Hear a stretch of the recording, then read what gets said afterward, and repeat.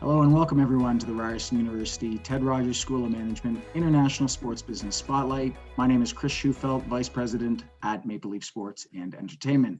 We continue our Spotlight series today with David Hopkinson, who's currently an Executive Vice President at Madison Square Garden Sports and President, Team Business Operations. Welcome, Dave. Hi, Shu. How are you? I'm good, Hop. Well, we go back a few. That was a real formal intro for us, wasn't it? Yes, that was unusual. That's not how we typically do it. So we go back almost 20 years now. I started back at MLSE in 2001. You were already in a senior role in the company, and for everybody listening on the podcast, you were certainly and have been and still are one of my most trusted mentors in the industry. But more importantly, we learned a lot together. We grew a lot together. We lost a bunch of games together, and then we won a championship together. Yes, we've done the full journey together. I remember you. You were an intern. Your internship ended. We didn't have a job for you.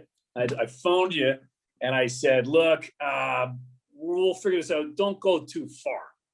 I don't know if you remember that call, but I bet you do actually. And here we are.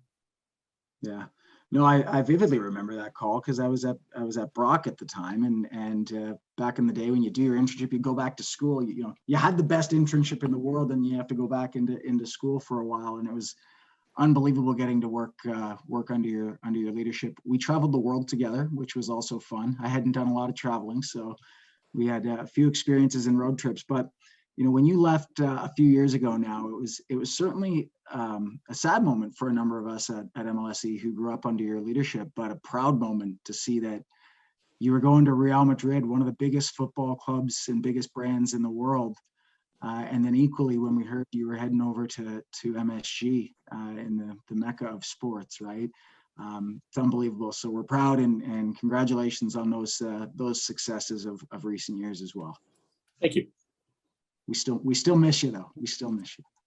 I'm going to go back into a little bit of formal because I want the listeners to understand a little bit about what you're doing currently. So I'll read a little bit from your executive bio, and then we'll get into some questions here.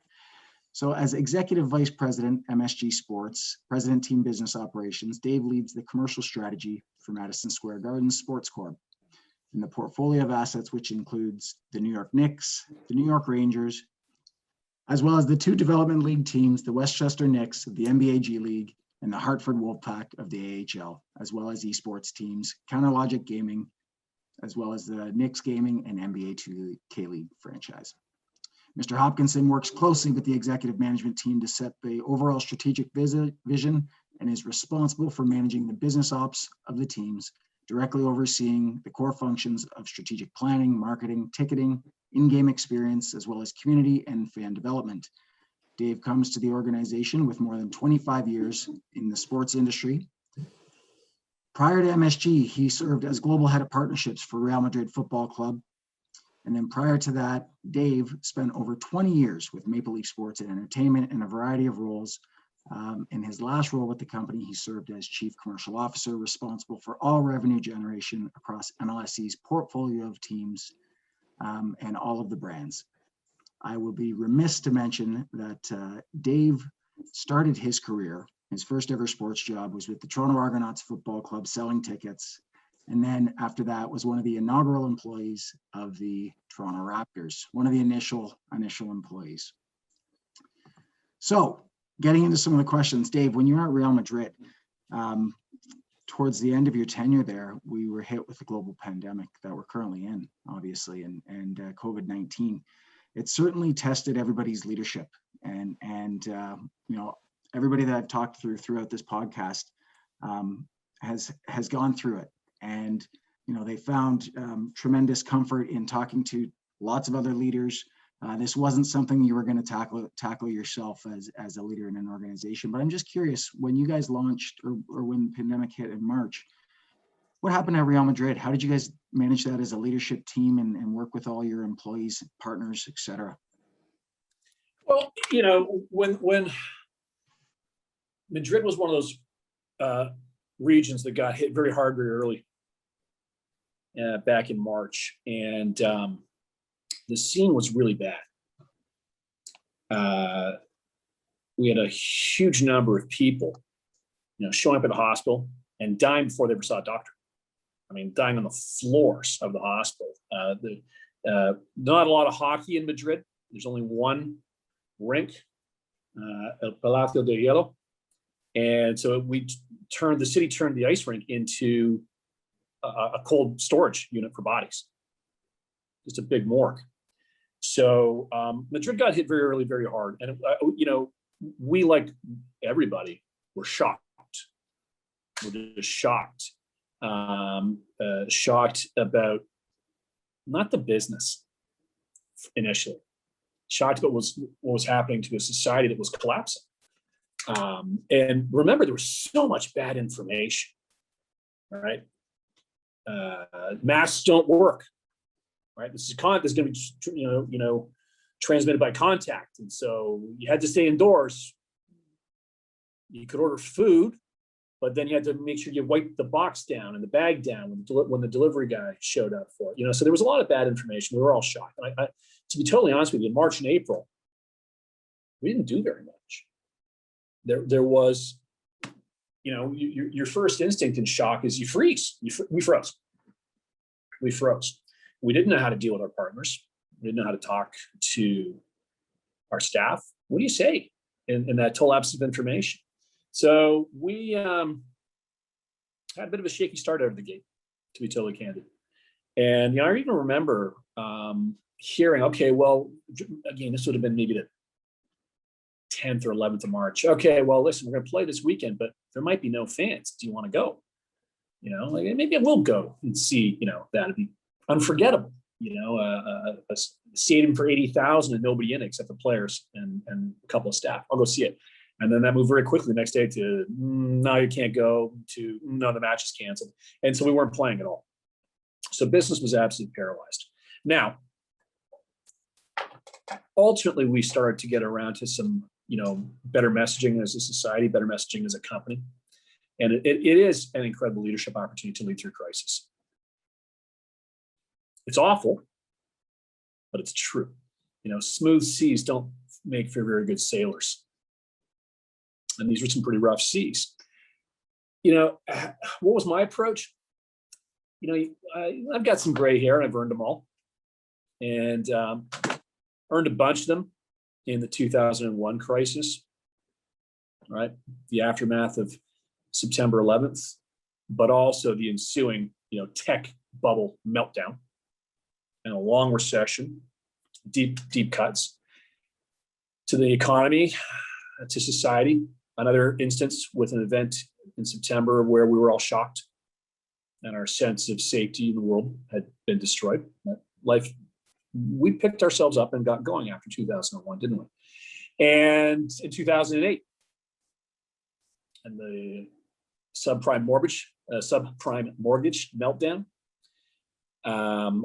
depression, Great Depression, took a long time to recover from that, but we did.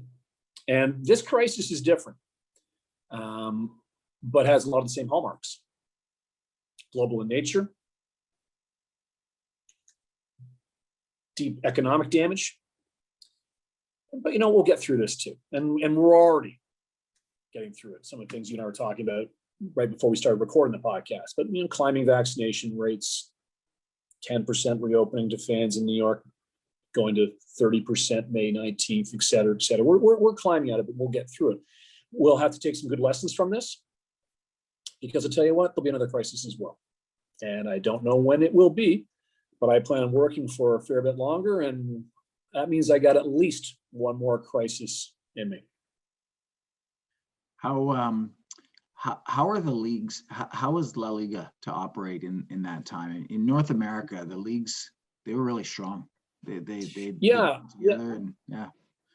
I will give a lot of credit to La Liga and to the way the club handled things, to Spanish football. They didn't lose a match. They had no cancellations, net. They had postponements. But we got going again and delivered the whole season and awarded a trophy, and Real Madrid won the trophy. Now, the party was not that good. It was, that was on Zoom, but they got all the matches in and played safely. So we had low contagion rates amongst the team, an unbelievable number of swabs up people's noses in order to ensure that was a safe environment, and not just players, right? This is coaches, this is nutritionists, this is physiotherapists. I mean, this is a big operation. All non-essential people we kept away from the team very, very quickly. I saw guys like me, no way you're going near the team. We tested even when we brought people back to the office. And we brought people back to the office in like July, really pretty soon. We're testing the entire staff once a week for COVID. So they managed it pretty well. La Liga managed it very well. Didn't lose any matches. The economic impact, right? If we've got these three big levers for economic inputs, we've got the admissions business, the sponsorships or partnerships business, and the broadcast rights. Well, the admissions business is gone. I mean, they still don't have any fans back. So they're suffering from that regard, but their sponsorships business, they kept the overwhelming amount.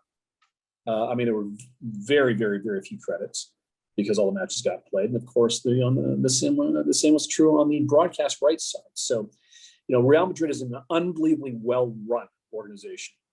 So, and it's public. It's publicly held by the socios, by the members as well. As it's all transparent. The books are transparent, so I'm not sharing anything proprietary here. But last year, Real Madrid made 300,000 euros. Now, it's not a lot, but they did not lose money, even with the incredible disruption of the business. So, I was very impressed with how that team has handled the pandemic. Unbelievable, considering what we've dealt with in North American sport and the losses and loss of games, and it's just a tremendous difference there. And I'm curious to hear from your perspective. You had always taught us physical in-person meetings. We're 20 minutes from every head office in Canada. Get in front of them, right? Mm-hmm, mm-hmm. How did you manage through the challenges of technology not being, because we're in-person people, and managing your partnership business that way? Well, you make the best you can with what you've got at your disposal. So, like the rest of the world, we moved pretty quickly to video, and just being honest that, the tone of leadership that I was trying to set there was, this cannot be an excuse. We're going to have to. Now, it's a problem, but we're going to have to find a way to keep this business growing and thriving despite this pandemic. And by the way, here's some ways we're going to do that. One, we're going to look at what sectors we're doing okay through the pandemic, right? Signed the deal with PlayStation during the pandemic, right? Grocery, food delivery services. There are many businesses that did not just do okay through the pandemic, absolutely exploded, right? So we spent a lot of time looking at and researching, okay, well, look, if this is what we think the pandemic's going to look like, what's our strategy team telling us? Where should we be fishing? Not the hotel sector. Can't tell you we didn't have some difficult conversations with our hotel partner, our airline partner, people whose businesses were eviscerated in the early days of the pandemic. But somebody's always making money, right? So let's go talk to them. And then secondarily, really leading with a team that, look, let's be honest, we're going to have to initiate relationships in Zoom. We're going to have to conduct relationships in Zoom. We're going to have to negotiate and finalize a deal in Zoom. So you might as well get better at it. And let's start thinking about, backdrops, distractions, telepresence, which is a thing. There's a reason Hollywood and television actors get paid millions and millions and millions of dollars, because they're pretty good on screen.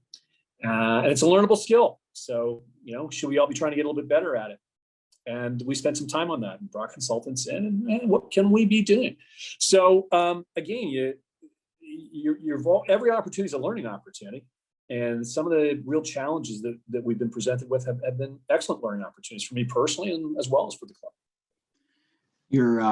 your comments there brought me back to your past leadership speeches. And a lot of those, Dave, at the time were around, we were selling despite the fact our teams weren't winning. And that wasn't going to be an excuse, right? You remember many of those vividly, and how we worked through all those challenges, because there's always going to be excuses. Something's too hard, something's too difficult. You got to deal with the circumstances that are in front of you and figure out how to lead together through it. So it brought me right back. I think that's it. Let me just the way I keep framing this in my head is, okay, don't tell me what we can't do. Tell me what we can do, because you can always do something. May not be ideal. Yeah, absolutely. Innovation during this time. So we've seen innovation explode. You mentioned a couple businesses there that have absolutely just taken off during the pandemic, but sports is certainly one of those industries that, for the organizations that were prepared to invest either in new technologies or people, they're starting to see some real benefits of innovation during this time, whether it's fan experience, broadcast experience.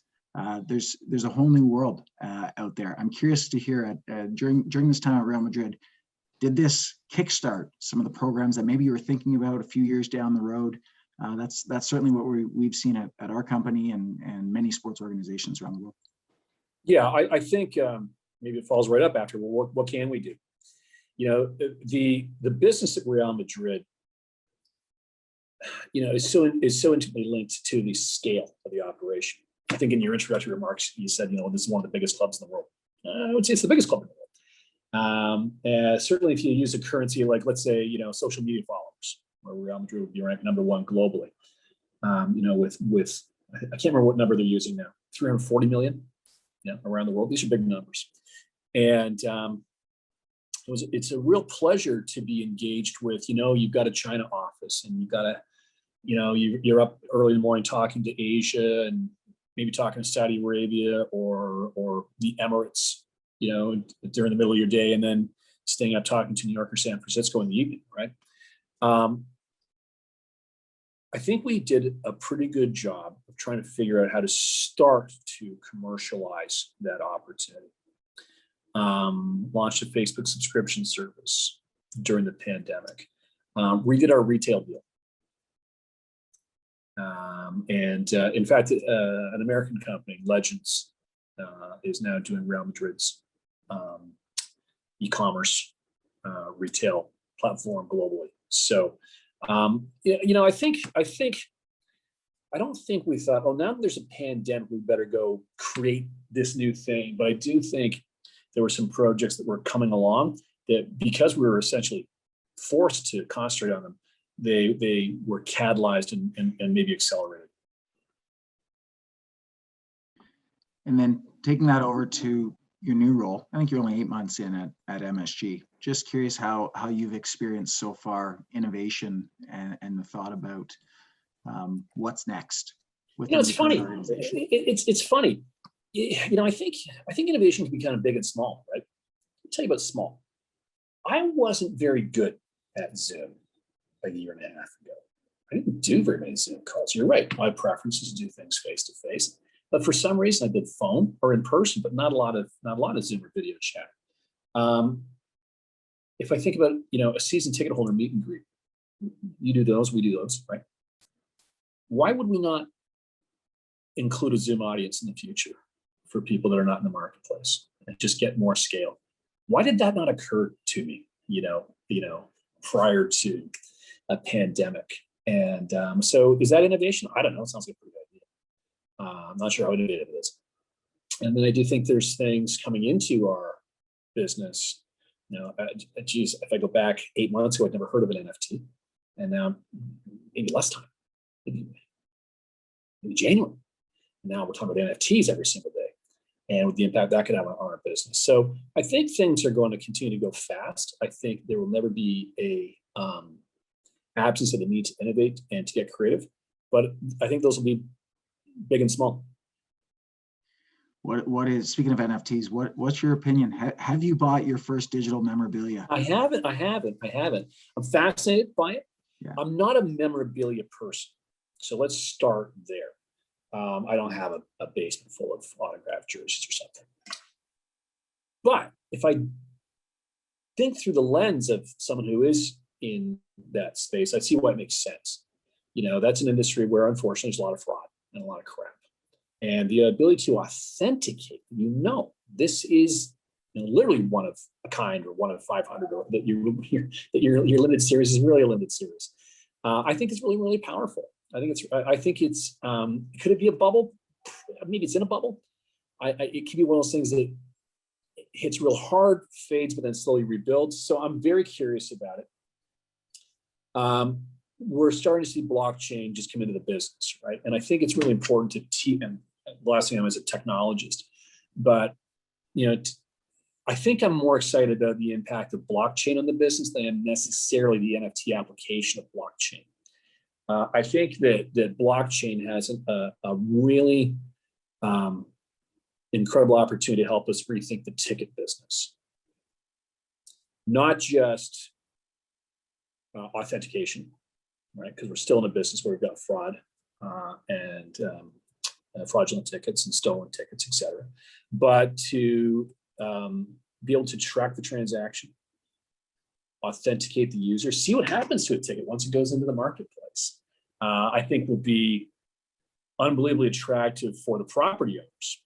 I think the onus will be on us to then use that information to enhance the customer experience. Otherwise, they're going to find a way to not give us that information. That to me is one of the most exciting things for the future is blockchain and the application of ticketing. And I just think back to, let's think back to one of our experiences, MLS Cup 2017, and the ability to go back and even store a digital moment on that blockchain ticket afterwards and be one of 28,000 people that experienced that moment. Right, that's hot. Authenticated by your ticket and your seat location for properties. Super exciting for fans, man, to be one of the only that had that experience. And we've all saved our ticket. I've got my ticket from that game, and I've got my ticket from all these other games or lanyards. But to have that digital moment now in one space, authenticated, I think there's a huge opportunity. No, I think you're right. And the clubs are going to have to do it for themselves. I've been really fortunate to be at two shops that have been really innovative. There was some survey that came out, some ranking. They ranked all the clubs in the world on their ability to innovate, and Real Madrid had come up as second overall. Led a lot of these initiatives by our chief transformation officer there, a good friend and a Kiwi actually named Michael Sutherland, a really sharp guy. A really high ranking. But I'll tell you, I've been very impressed with my employer before that, with you at MLSE, and everything that Hamza Tarani is leading at MLSE Labs. I guess I'm probably not at liberty to say this, but I anticipate that we will end up becoming a customer of MLSE Labs. I think some of the things that are being produced by him and his team there are unbelievably impressive and truly innovative. Yeah, it's exciting because the world is evolving over. I mean, this is like what, 5 months where this has really come to the forefront, and we're starting to see this whole new currency, whole new opportunity evolve in front of our eyes, and figure out, okay, how do we do this in the right way? What's ownable? What can we achieve? What do the leagues own? What do the teams own? It's certainly a whole new space. So I'd like to transition, Dave, back to some of your time at MLSE. And I mentioned earlier that you were one of the first employees of the Toronto Raptors back before they launched. And the Raptors have certainly gone through an evolution. And when you're at an organization for over 20 years, you see a lot of it, right? You see it from that first, you can break it down, maybe, in the first 5 years, 10 years, whatever that might be. But there's certainly been an evolution of the Toronto Raptors. But at the same time that the Raptors evolved, the city evolved tremendously. And we saw the demographics change. We saw commerce change. We saw industry change. And it was just kind of this magic ball that came together and created, what was that We the North movement that we all experienced together. So just reflecting as an inaugural employee of the Raptors through to, when you left, I'd love to hear if maybe you've broken that down into sectors or segments as you reflect. Sure. maybe, I don't know, was this baby in trimesters? Maybe. Look, I think if you know, around the birth of the team was a really exciting time, right? Because you're a lot of hope, right? Oh, we're going to build a new arena, basketball specific arena. By the way, it was going to be at Dundas and Bay and Dundas. It was going to be up there.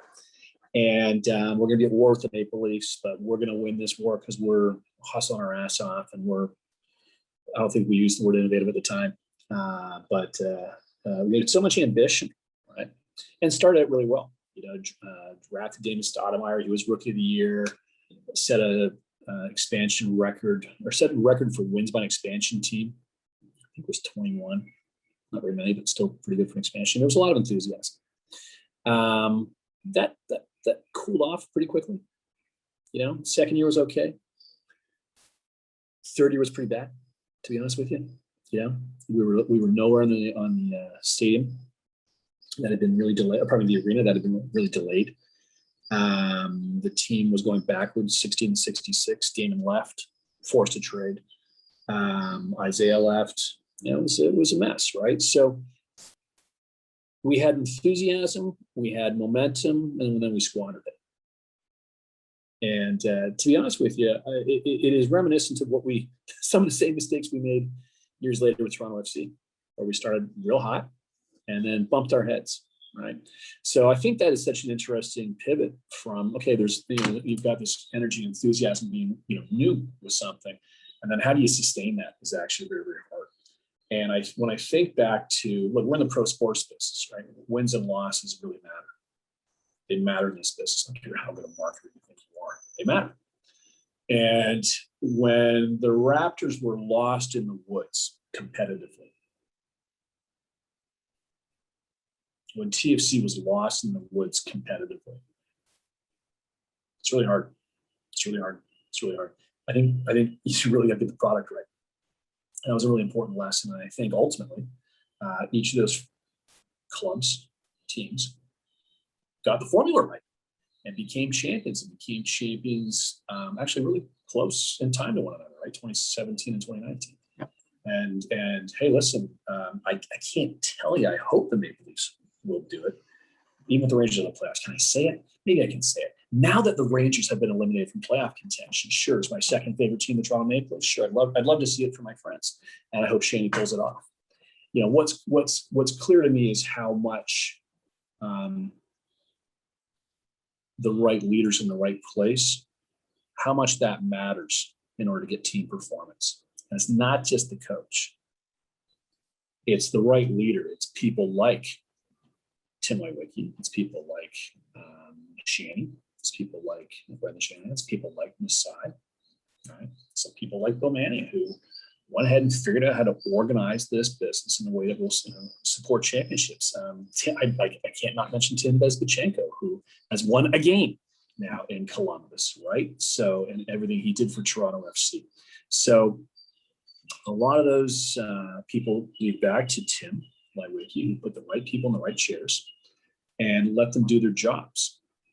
Because when you win as a team, it's not it's not just you get a better coach, you get a star player. As you know intimately, the whole program needs to come together, right? The 15th guy on the bench. You have the right physiotherapist. You gotta have the right travel manager. You gotta have the right. You do not win by accident. I also think you gotta have to have the right partnership with the business side of the house, right? To make sure that we're all supportive to delivering a championship vision, right? I don't think you can win a championship on the court and not win one off, or vice versa, right? I think it all comes together the right way. And the business results that MLC has enjoyed under this championship era. I remember the first championship. I'd been at MLC for a long time, maybe 18 or 19 years, when Raptors 905 won the championship. And thinking, well, that's all right. Well, maybe not the one I wanted, but this hopefully is the start of something. And then within 3 or 4 years, I think you've got 5 with still a Stanley Cup to come. Maybe. So, I don't think that's by accident. I also No. may have lost the part of the question. Did I answer your question? Yeah, it did, because you know, I always reflect back to the times of, you know, what were those changes in the organization. And when we realized that it was vitally important for the business to be so connected to the teams and feel as one to create this championship vision, you know, bring the world to its feet. I think we learned how to win together on both sides of the organization, because we didn't always have the two sides connected. Right. It's got to be aligned. And when I think about, you know, geez, I saw Masai 10 days ago at MSG. I talked to Shane last week. I haven't talked to Bill in a while, to be honest with you, but I talked to Denis Pachenko a couple of weeks ago in support of his 40 under 40 nomination, which he then deservedly won. You know, you build these friendships and these trusting relationships where when you got the business and the product, the business and the team, everybody leaned in and aligned to the exact same objective, I think you can produce some amazing things. Now, it's a lot easier to say than to do. And I think you know, to be honest with you, in most of my career, I saw when it wasn't working properly. We didn't have the right leaders in the right chairs. We did not have the right alignment organizationally, and ended up being lost in the woods. And our fans saw it, our broadcast audience saw it, our corporate partners saw it. You can't hide when you're a mess. You can't. No, and you know, it has been so vivid, because when you're at an organization for so long, you can see it play out that way, and unless you're there that long, it's hard to identify. So no, I couldn't agree more. And you know, the global trend of the NBA is kind of where I want to go with this next question. And man, the NBA has been doing this for a long time, and NBA, whether it's NBA Global Games, you know, the new efforts now with the Basketball African League. The global mandate of the NBA has been around for a while. The Raptors were one of those teams early on that got involved in NBA Global Games. I think 3 times we played 3 regular season games with the Raptors in Europe, twice against the Nets, and I think the Knicks was the other one. The Raps and the Knicks are the 2 teams that have played the most regular season games globally. I did not know that. Hey, this right. Wikipedia told me.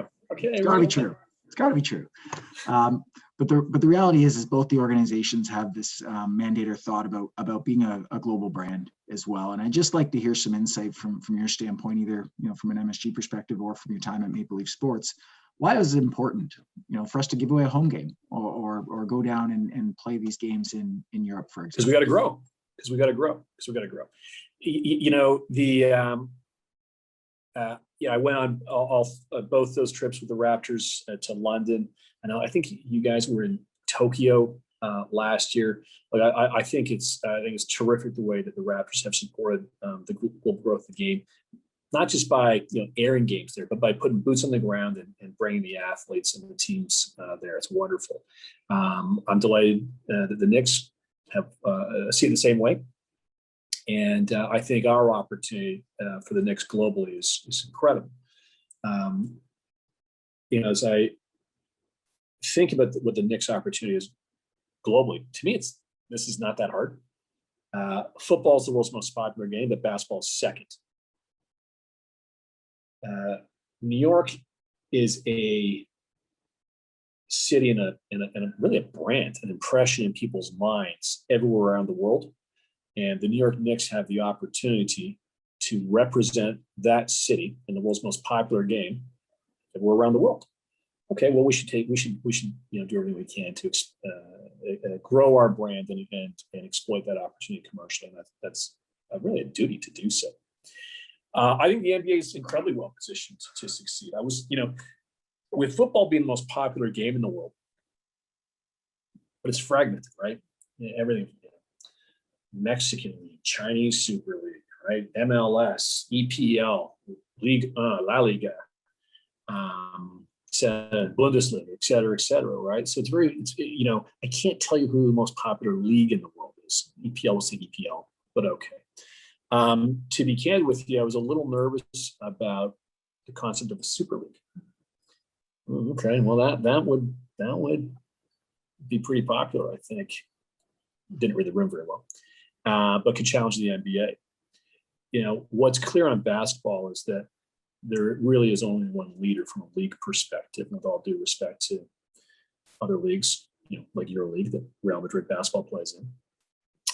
The NBA is, you know, a runaway number one.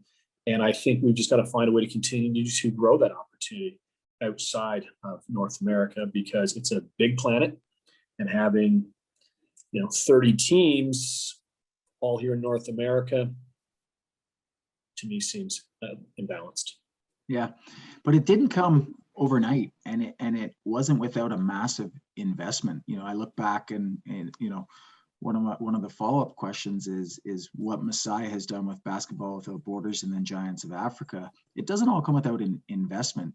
And what the Raptors what the NBA has done in Africa specifically, to a point now where there's an affiliate league, Basketball Africa League.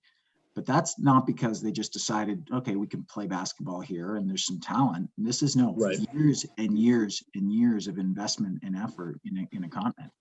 That's right. That's right. And, you know, again, let's look to leaders. You know, I think Adam Silver is one of the best leaders I've ever met in my life, a visionary, and taking the course that, you know, was charted maybe initially under David Stern, to even new heights in new ways. This is a guy who is leading a group that is prepared to win, not this year or next year, but over generations, who's the ultimate steward for this game, to set us up to succeed for my grandkids. I don't have grandkids, you know, this type of long view. So you're right, it does take an investment, and there's always pressure balancing short-term priorities and long-term priorities. Always, those forces are always competing with one another. I think Adam's done an unbelievable job setting us up to succeed forever. And for me, initiatives like Basketball Africa is an important one. Yeah, and for me, it's like, okay, well, what's next? And you know, they've got offices around the globe, and they've got people thinking about these different events, you know, globally. And you mentioned Tokyo earlier. The league certainly has its mindset on something bigger. So always impressed with what the NBA is doing there. Me too. You're a few months in to your current role at MSG. Yeah. And you come in during the pandemic. So your initial focus is, okay, we got to put 2,000 people in the venue. How do we do it? You know, access to vaccine passports, all that technology and whatnot. As you get beyond these, you know, early days of, you know, getting through the pandemic, you know, what's next? What's that vision as to where you're thinking of, you know, the business going? Well, there's an awful lot of headroom in our existing base business. You know, the Knicks have not, you know, the Knicks are, we are locked in and guaranteed postseason play. We haven't made the playoffs yet, but we've got this, as you know, for the first time in the NBA this year, a play-in tournament. So we're guaranteed to at least make that. I still think we'll make the playoffs. We'll get a few more games to see if I'm right or wrong, or we win the play-in tournament, make the playoffs. But the team had not made the playoffs since 2013. And has had a spotty record really for longer than that. There's an unbelievable amount of headroom in the business in everything from, you know, more people in the building, growing our sponsorships, growing our suites. You know, in the existing base business, there's an awful lot of work to do. And, you know, there is kind of that grunt work that you just have to do to take advantage of that opportunity. You know, we can get very pie in the sky on NFTs and the next super initiative coming down around the corner, but we have to take care of the base business, and this is a base business that needs to be rebuilt, quite frankly, on the other side of a pandemic. Now, I've got a thesis, Shu, that this business does not snap back in the first year everywhere, right?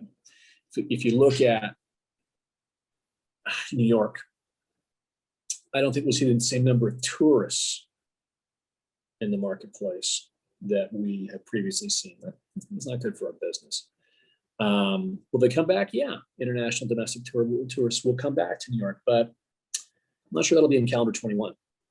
not to the same levels, right? We're all trying to figure out what work from home means. It doesn't mean more commuters.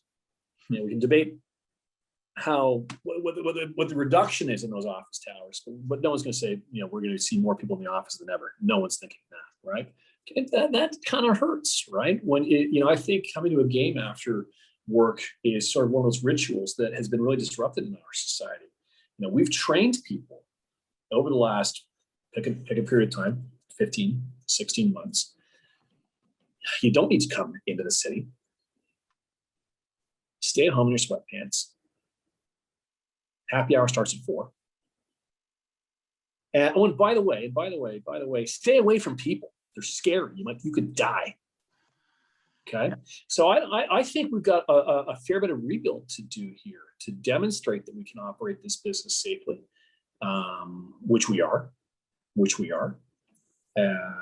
But there's going to be just some inertia, I think, that we need to overcome. And that's not a New York problem any more than, well, maybe correspondingly it's going to be the same in Toronto or Memphis or Madrid or wherever. I think, you know, people spent a long time indoors and away from other people and might have forgotten a little bit about how magical it is to be together to see a live event. We're going to have to remind them. So as we're building our campaigns and planning for next year, hey, come to a Rangers game. Hey, come to the next game. All the stuff you'd expect to see. But there's a big part of, remember this. Remember fun. Because I actually think we've forgotten about fun somewhere along the way here through this pandemic. And we've all been very focused on case counts and body counts and the horror show that COVID has been.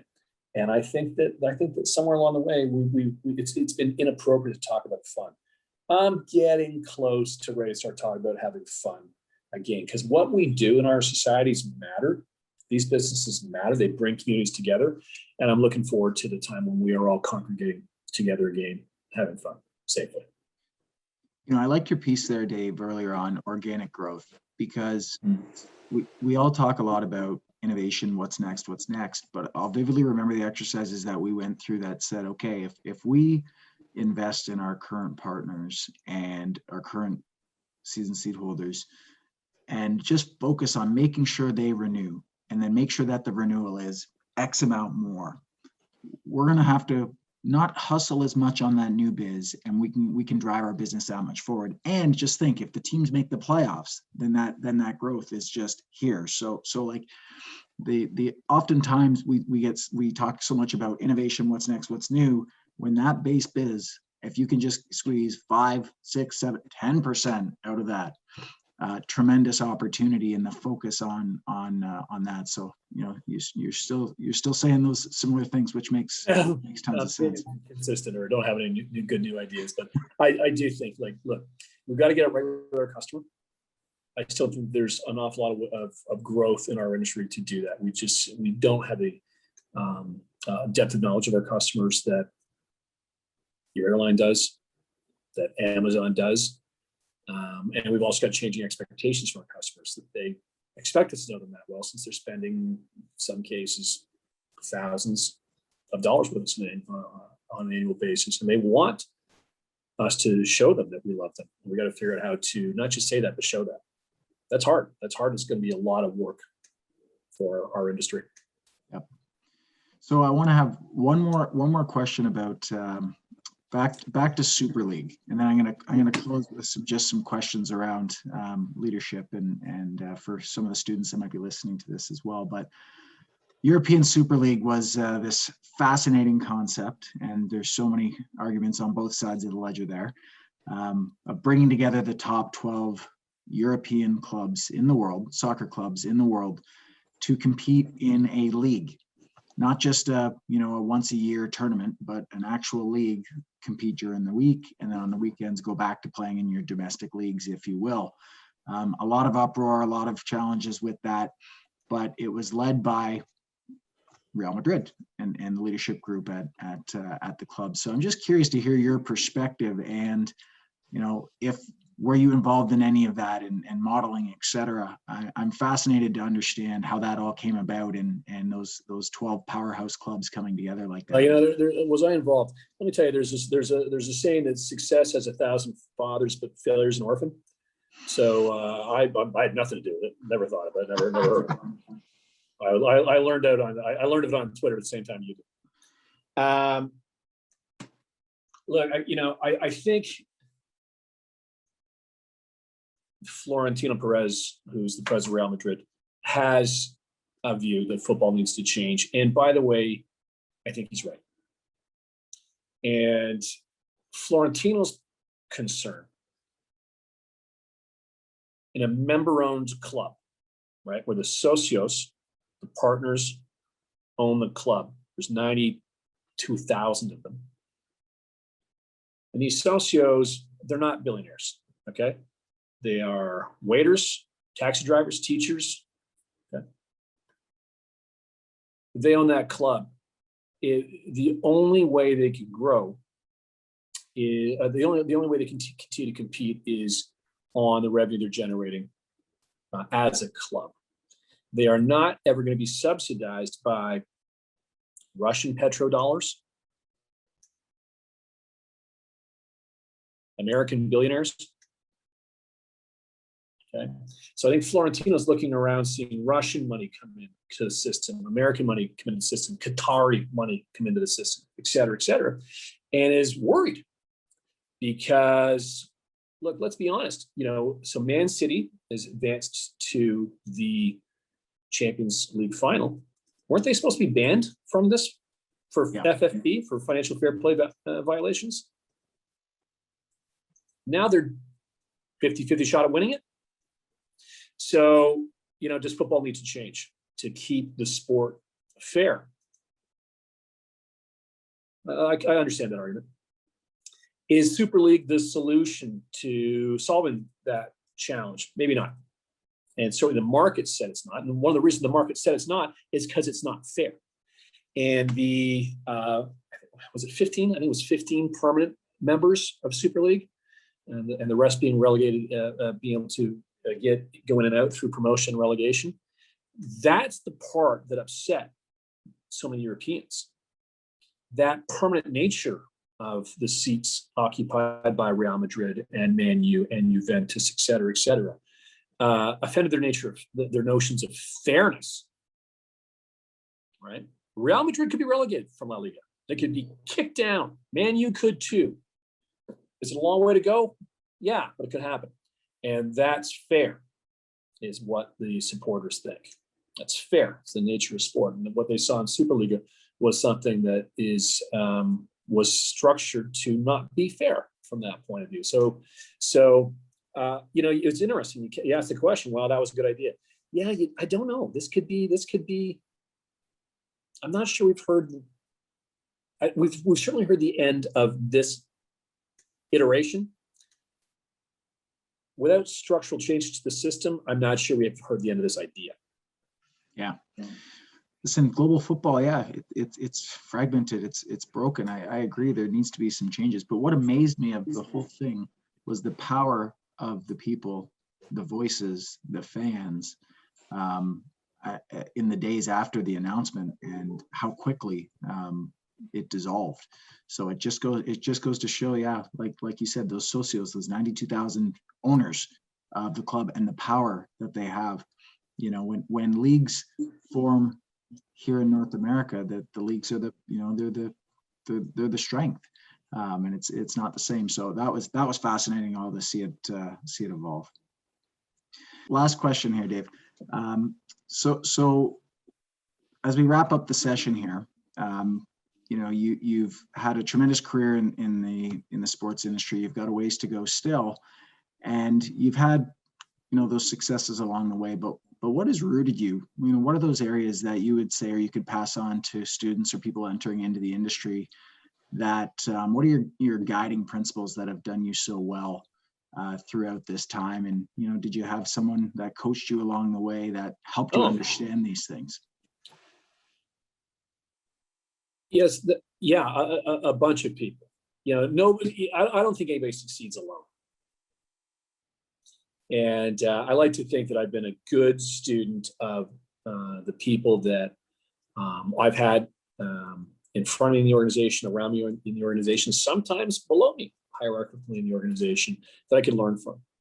I like to have, I had some great leaders. I mentioned Tim. Richard Petty was my CEO for 15 years, and Richard fostered a culture of learning at MLSC that I was incredibly fortunate to benefit from. Let me tell you something. I learned a ton from Michael Freesdale in the couple of years I worked with him at MLSC, the current CEO. Michael's approach to thoughtful action, disciplined approach, managing a board, fairness. I learned an awful lot from Michael. I learned a ton from Tom Anselmi. I talked to Tom Monday. The relationships that I built with, in many cases, my bosses, in many cases, my peers and colleagues, and have been incredibly important, incredibly influential to me. And lots of coaching. Ron Bremner, who I still talk to, former president of the Flames, Richard Davis, Dr. Richard Davis, who I just call Richard. I forget he's a doctor. We've been working together so long. So took a lot of courses. I'm down here in Naples, Florida. The last time I was down here, I was taking a leadership course from University of Michigan, Noel Tishi's course on judgment. Went to the program in Harvard on their program on the law school's program on negotiation, and I did that 4 or 5 times. So I'm trying to be a student, I was not a good academic in university. I make no bones about the fact that I went to McGill and they asked me to leave. Ultimately, I didn't get a piece of paper out of there. Most of my education has come as a working professional, and I've tried to be thoughtful and disciplined about it. Absolutely. And then when you look to hire, or some advice that you give to others, you talked there about continuous learning. You talked to a student always, relationships, very important. If you're listening to this and you're a student right now, and you're interviewing for your first job in sports, what do they're not going to be interviewing with the president. However, if you were sitting in that interview, what would you want to hear, or what would you look for from that person? Because a lot of the resumes are the same. They look the same, right? And what makes somebody better and different? What does Dave Hopkinson look for from those people? Well, look, I think we are maybe a little mistrained in university, that our individual achievements, our grades, our hard skills matter. And at least initially, I don't think they will very much. Not what I do in the company I lead. Again, if you're a doctor, a lawyer, a pharmacist, and you're a professional in one of those accredited professions, you better have the accreditation. If I'm looking at an entry employee, I want to understand who we are. And I think that having a bias towards good people has paid off in the long run for me. I have tended to look more up at the person in front of me and less down at the paper in front of me that describe that person. And I think likability matters. Do I like you? Are you likable? Do I want you on my team? Because likability will be the first step on a path to can I trust this person? Can I rely upon them? Not the type of trust like will they stab me in the back and all that TV stuff, but can I trust them to do their job? Can I trust them to deliver? Can I trust them to represent themselves the right way when they're out and about and as ambassadors for these brands and for my organization? So I think we train really, really hard in university for skill and maybe hard skills. And I think we might do a little bit better with our young people entering the workforce, coaching them some of the softer skills. I had a guy named Rob Straw come in and speak to the team at Real Madrid as we were doing some soft skill training. And he said something just brilliant. He said, in his opinion, the soft stuff's the hard stuff.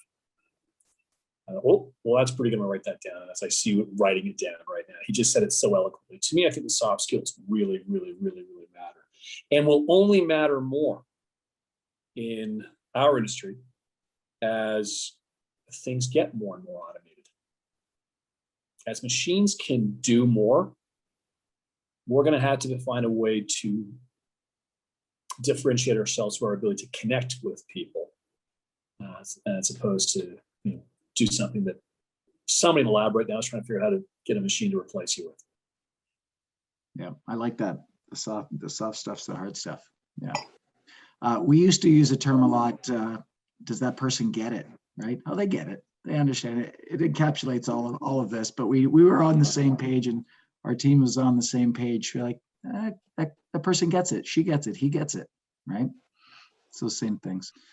Dave, this was unbelievable. Thank you very much. Really appreciate the time, the hour we've spent together here. We've covered a number of different topics. We dug into the pandemic innovation, talked about some past successes in your career, some trips down memory lane as well. It was a lot of fun getting to have this conversation. So I appreciate the time. And I know everybody that'll get to listen to this and see this podcast will certainly benefit from hearing the wisdom that you've shared today. So thank you very much. It's been a pleasure. Always great to support you. Enjoy the rest of your pandemic. Yes. I'll talk to you later. Thanks, boss. All right. Cheers.